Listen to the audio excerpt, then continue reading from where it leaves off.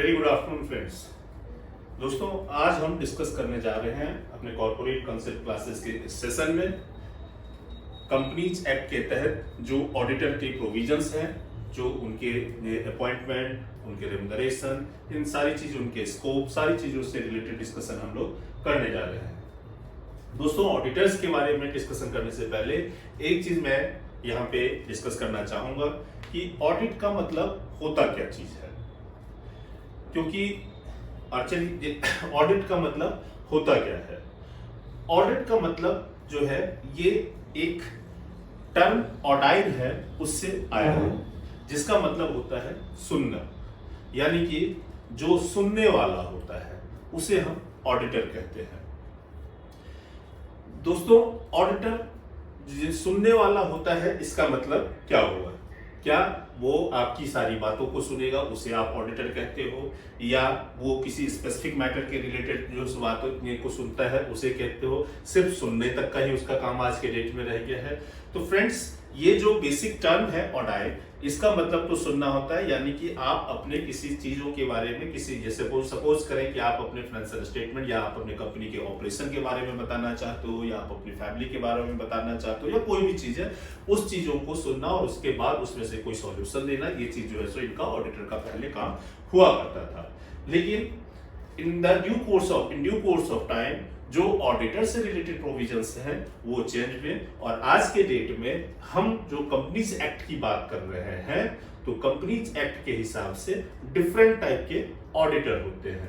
तो I hope कि आपको भी पता होगा, लेकिन हम चूंकि ये ऑडिट चैप्टर डिस्कस करने जा रहे हैं, तो इसके बारे में मैं बता दूं कि कंपनीज एक्ट 2013 जो कि अभी एप्लीकेबल है, या इससे रिलेटेड रूल, उसमें ये चीज कहा गया है कि जो सर्टेन क्लास ऑफ कंपनीज हैं उन पे ऑडिट का एप्लीकेबिलिटी होती है।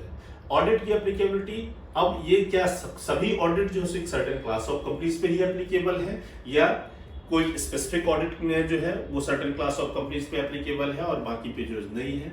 तो बेसिकली जो कंपनीज एक्ट में डिस्कशन किया गया है ऑडिट के बारे में, वो 3 तरह के ऑडिट की बात की गई है, जिसमें सेक्शन 139 से लेकर सेक्शन 147 तक के बारे में जो बात की गई है, वो बात करता है किसके बारे में? कि जो स्टैट्यूटरी ऑडिटर है उसके बारे में। उसके बाद जाके सेक्शन 138 में जो है वो इंटरनल ऑडिट के बारे में बात करता है, और सेक्शन 148 जो है वो कॉस्ट ऑडिट के बारे में बात करता है, कॉस्ट ऑडिट एंड ऑडिटर्स के बारे में बात करता है। तो हम यहाँ पे वन बाय वन ये चीज देखेंगे कि सेक्शन 139 स्टार्टिंग है, इसीलिए इसके बारे में हम सबसे पहले देखेंगे, जो कि स्टैट्यूटरी ऑडिटर के बारे में बात करता है। तो स्टैट्यूटरी ऑडिटर जो होते हैं उनके बारे में इन डिटेल प्रोविजन, और कंपनीज एक्ट में सबसे ज्यादा डिटेल में जो प्रोविजन दिया गया हुआ है वो स्टैट्यूटरी ऑडिटर के बारे में ही दिया गया हुआ है। अब स्टैट्यूटरी ऑडिटर को 2 पार्ट में बांटा गया है, first auditor and subsequent auditor, और कुछ कंपनीज को इसके हिसाब से 2 पार्ट में बांटा गया है, गवर्नमेंट कंपनी और other than government company.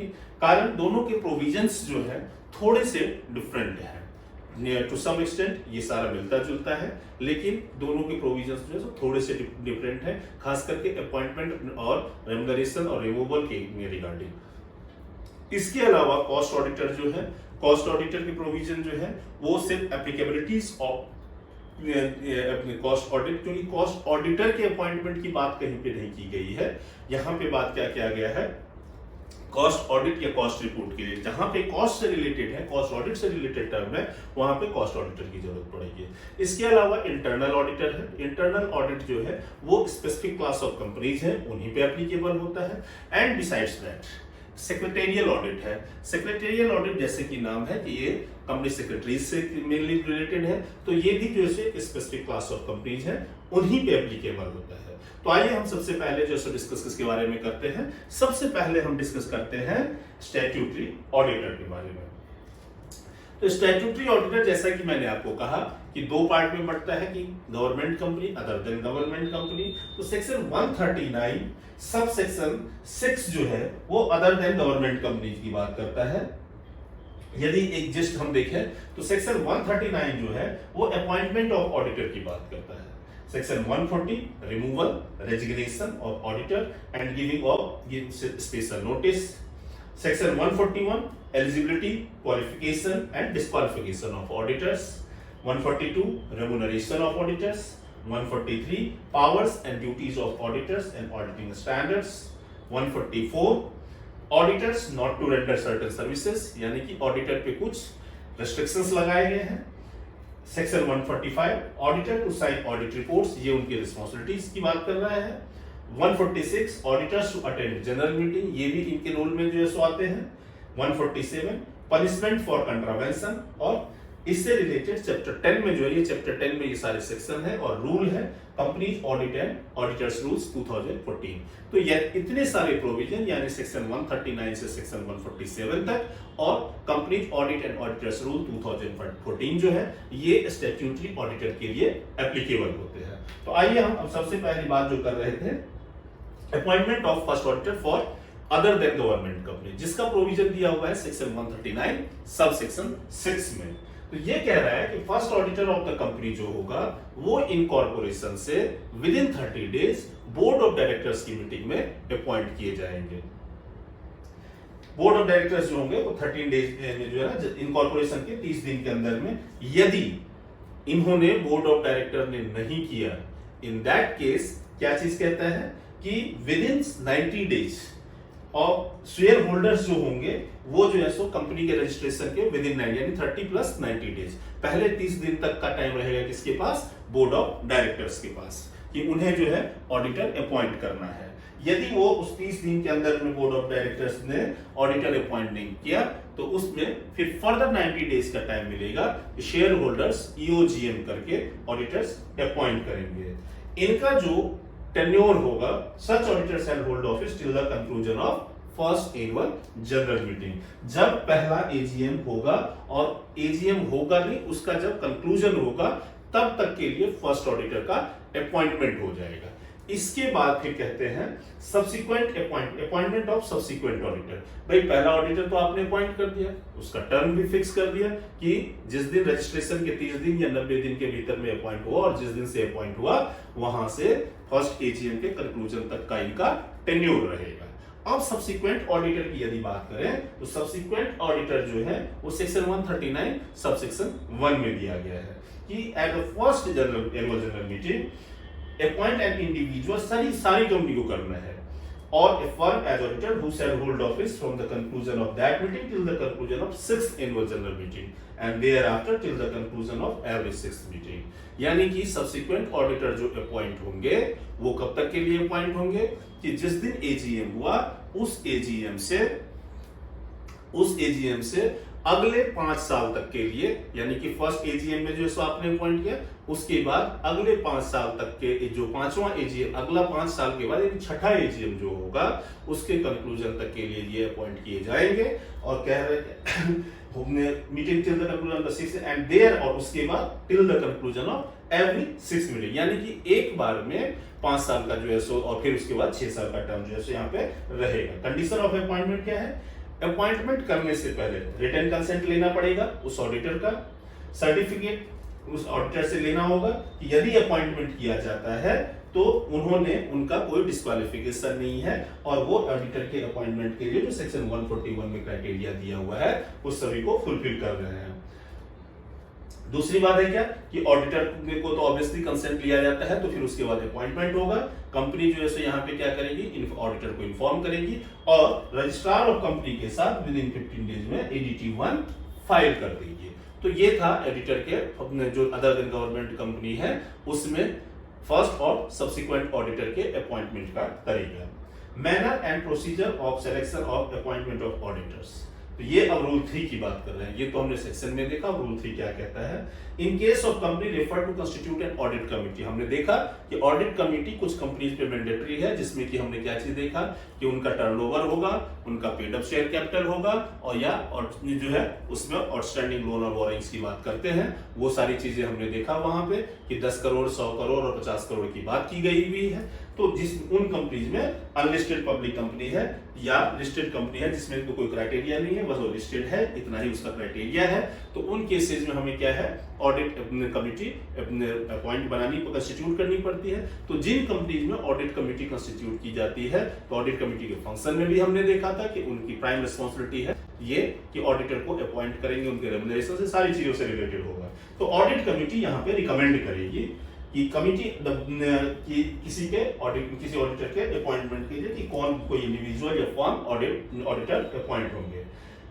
Otherwise, the board shall consider the qualification and experience of the proposed auditor and whether such qualifications are commensurate with the size and requirement of the company.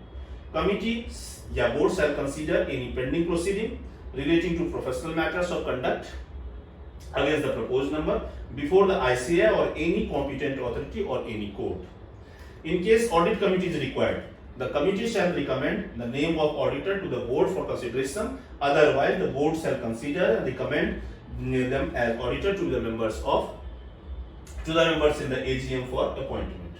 If the board agrees with the recommendation, means क्या चीज है कि किसी को भी जो है consider करने से पहले उनका ट्रैक रिकॉर्ड आप देख लोगे कि वो ठीक है, उनके पास कोई डिस्क्वालिफिकेशन नहीं है, और ऑडिट कमेटी फिर जो है रिकमेंड करेगी, बोर्ड उसको कंसीडर करेगा और फिर उसके जो अपॉइंटमेंट होगा वो उसे कंसीडर करेगा और उसे अप्रूव करेगा। In case board audit committee के रिकमेंडेशन से नहीं जो सेटिस्फाई है, in that case it shall refer back the recommendation to the committee for reconsideration citing the reasons for disagreement. If the audit committee decide not to reconsider its original recommendation, then board shall record reasons for its disagreement with the audit committee and send its own recommendation for consideration to the members in AGM। क्योंकि auditor का appointment जो है सो ये approve कहाँ पे होता है, ये अप्रूव होता है AGM में। तो इसीलिए यदि ऑडिट कमिटी ने जो रिकमेंड किया है उससे सेटिस्फाइड है बोर्ड, तो वो मेंबर्स को रिकमेंड कर देगा फर्दर और वोट कर देगा कि भाई आप लोग मीटिंग करके इसे अप्रूव कीजिए। यदि बोर्ड नहीं है तो वो अपना डिसएग्रीमेंट भेजेगा, उसका रीजन भेजेगा और उन्हें कहेगा कि भाई आप जो है इस पर रिकंसीडर कीजिए। यदि ये फिर भी जो है ऑडिट कमेटी बोलते नहीं, हमने जो एक बार सेलेक्ट कर लिया सो कर लिया, इन सच ए केस बोर्ड जो है वो इनके रिकमेंडेशन और अपने डिसएग्रीमेंट विद रीजंस जो है वो मेंबर्स को फॉरवर्ड करेगा और मेंबर्स फिर इसमें डिसाइड करेंगे। The auditor appointed AGM meeting shall hold office from the conclusion of that meeting till the conclusion of 6th annual general meeting, with the meeting wherein such appointment has been made being counted as the first meeting। अब है government company में जो कि section 139 subsection 7 और subsection 5। तो subsection 7 में बात की गई है फर्स्ट अपॉइंटमेंट ऑडिटर के लिए। तो first auditor shall be appointed by controller and auditor general of India within 60 days from the registration of the company and in case failure to do so. यदि CAG नहीं appoint कर पाती है 30 days के अंदर में, 60 days के अंदर में, तो उस केस में फिर बोर्ड क्या करेगा, अपॉइंट करेगा नेक्स्ट 30 days में and on failure of the board to do so. अब यदि 60 days तो पहले सीएनएजी को दिया गया, फिर 30 days फर्दर जो है सो बोर्ड को दिया गया। यदि बोर्ड भी नहीं अपॉइंट कर पाता है तो who shall appoint the auditor with 60 days? They shall be the members at an extraordinary general meeting and such auditor shall hold office till conclusion of the first term। तो वही रहेगा कि till first AGM के conclusion तक। Subsequent auditor की appointment की बात करें तो वहां पे क्या कहता है, subsequent auditor for existing government company the C&AG shall appoint the auditor within a period of 180 days from the commencement of the financial year and auditor so appointed shall hold office till the conclusion of the annual general meeting। अब rotation of auditor की बात करें, mandatory rotation of auditor section 139 rule 5। Applicability किस पे है, सारी listed company, unlisted company having paid up share capital of 10 crore and private limited company having paid up share capital of ₹50 crore. All companies having paid up share capital of below threshold limit mentioned A and B but having public borrowings from financial institution, banks or public loan of ₹50 crore or more। यानी कि यदि हम applicability की बात करें rotation of auditor की, कि auditor rotate करेगा ही करेगा, जैसे कि डायरेक्टर का रिटायर बाय रोटेशन होते हैं, वैसे ही यदि इनकी बात करें तो ये किन पे एप्लीकेबल है, सारी कंपनीज पे नहीं एप्लीकेबल है। लिस्टेड कंपनी पे तो एप्लीकेबल है ही, यदि अनलिस्टेड पब्लिक कंपनी है तो वहां पे क्राइटेरिया क्या देखा जाएगा कि उनका paid up share capital ₹10 crore या उससे ज्यादा है। यदि प्राइवेट कंपनीज है तो उनका paid up share capital 50 crore या ज्यादा है। और यदि इन दोनों में कह रहा है क्या कि paid up share capital threshold limit but having paid up share but having public borrowing, यदि वो नहीं भी है और पब्लिक बोरोइंग इनका 50 करोड़ या उससे ज्यादा का है तो इस केस में इनको क्या करना पड़ेगा, पब्लिक ने जो है पब्लिक फाइनेंशियल इंस्टीट्यूशन से है, बैंक्स और public deposits supreme court board, तो इन केस में इनके जो मैंडेटरी रोटेशन ऑफ ऑडिटर है वो इन पे भी लागू हो जाएंगे। टर्म की बात करें तो इंडिविजुअल ऑडिटर और फर्म ऑफ ऑडिटर कुछ भी हो सकते हैं। तो इंडिविजुअल ऑडिटर एक बार में 5 साल के लिए अपॉइंट होंगे और उससे ज्यादा के लिए नहीं हो सकते हैं, जबकि फर्म जो है 2 बार 5-5 साल के लिए अपॉइंट हो सकते हैं। रीअपॉइंटमेंट की बात करें कि यदि ऑडिटर ने 5 साल या 10 साल का अपना कंसेक्यूटिव टर्म्स पूरा कर लिया है सेम कंपनी फॉर 5 इयर्स, तो वो रीअपॉइंटेड नहीं होंगे। As on date of appointment, no audit firm having a common partner or partners to other audit firm whose tenure has expired in a company immediately preceding the first shall be appointed as auditor of the same company for a period of 5 years। यानी कि जो cooling period है वो 5 साल का होगा। Suppose करते हैं कि कोई एबीसी है जिसमें कोई एक पार्टनर है और वो जो है सो किसी XYZ लिमिटेड में जो है सो पार्टनर था और उसका जो है सो टेन्योर पूरा हो चुका है, तो अब एबीसी जो फर्म है वो भी या उसके कोई दूसरे पार्टनर इसमें नहीं अपॉइंट होंगे। या आप PQR लिमिटेड में फर्म जो है सो वहां पे था और आप यहाँ पे ABC लिमिटेड में हैं, तो आप भी जो है सो उस PQR लिमिटेड में अपॉइंट नहीं होंगे।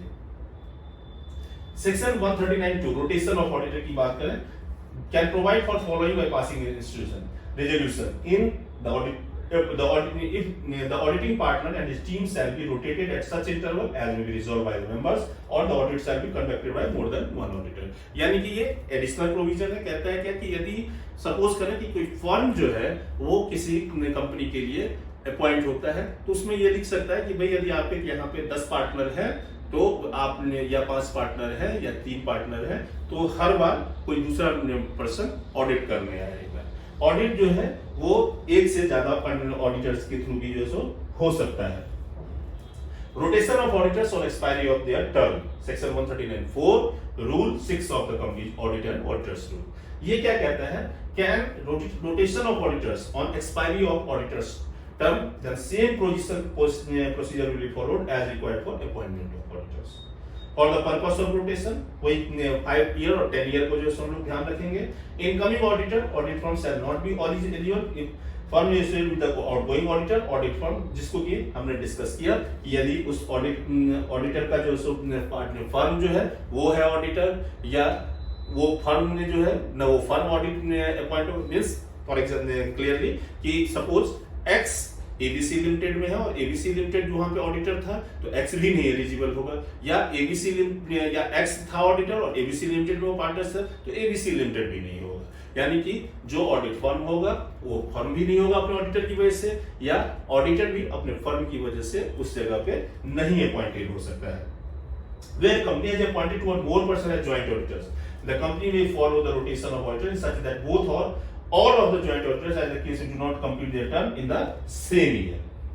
Reappointment of retiring auditor, subject to the provision of section 139(1) and the rules made thereunder, at any AGM a retiring auditor shall be reappointed as auditor of the company except under the following circumstances: he is not qualified for reappointment, he has given the company notice in writing of his unwillingness। मतलब ये कह रहा है कि retiring auditor का जो होगा वो रीअपॉइंटमेंट नहीं होगा यदि वो डिस्क्वालिफाइड नहीं है या उन्होंने अपनी मर्जी बता दी है या कोई स्पेशल रेजोल्यूशन पास हुआ है कि उनके बदले में किसी और को अपॉइंट करने के लिए, तो इस केसेस में जो है सो यहाँ पे नहीं होगा। सेक्शन 139(10) क्या कहता है, where at AGM no auditor is appointed, तो जो है वही जो है so existing auditor shall continue to be the auditor of the company.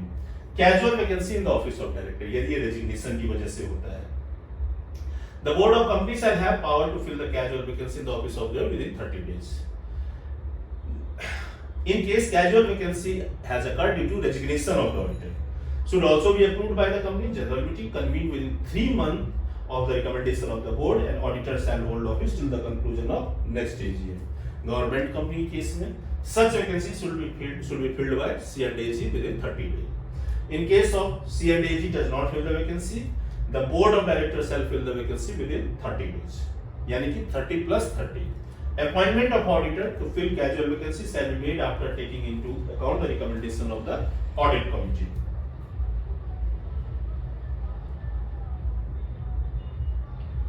Appointment of auditor other than retiring auditor by special notice।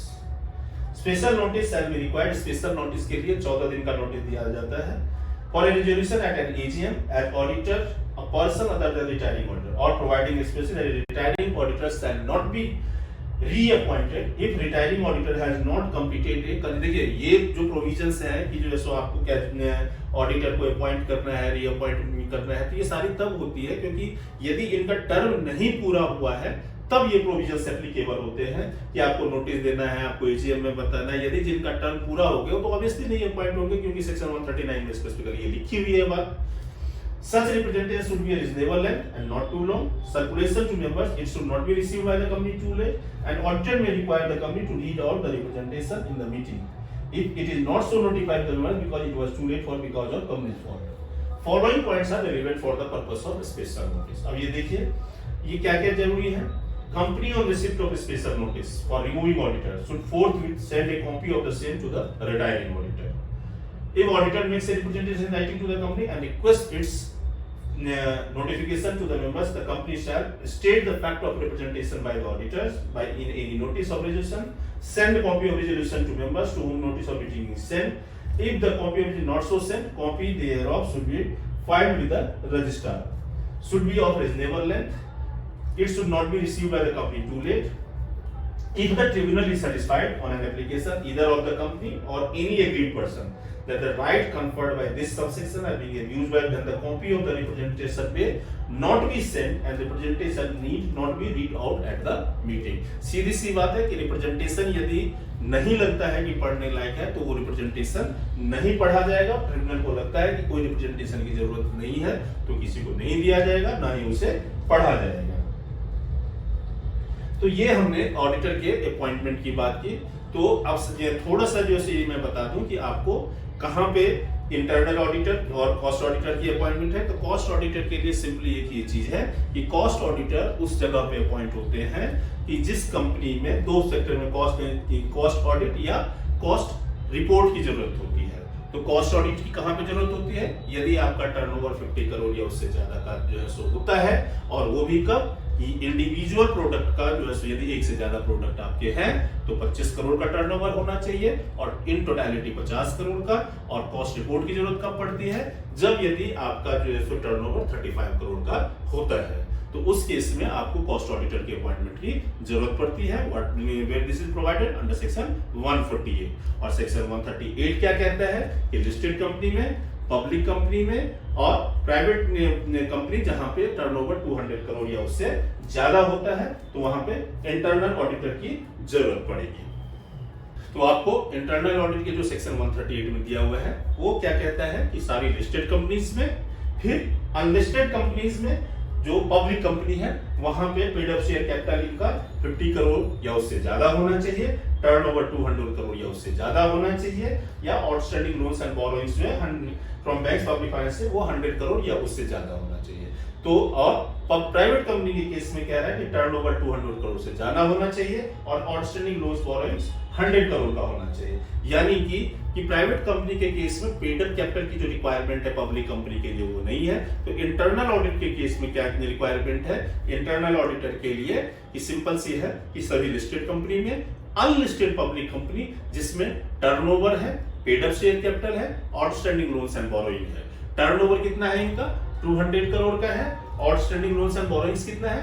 50 crore का है। और पेड अप शेयर कैपिटल कितना है? पेड अप शेयर कैपिटल इनका 50 करोड़ का है। प्राइवेट कंपनी के case में पेड अप शेयर कैपिटल का कोई जो क्राइटेरिया नहीं है, इसमें outstanding loans and borrowings more than और इक्वल टू 50 करोड़ है एंड टर्नओवर 200 करोड़ का है।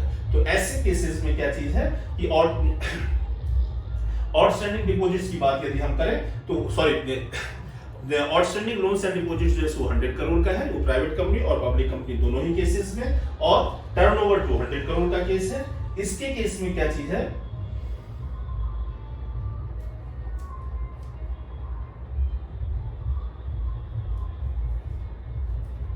सॉरी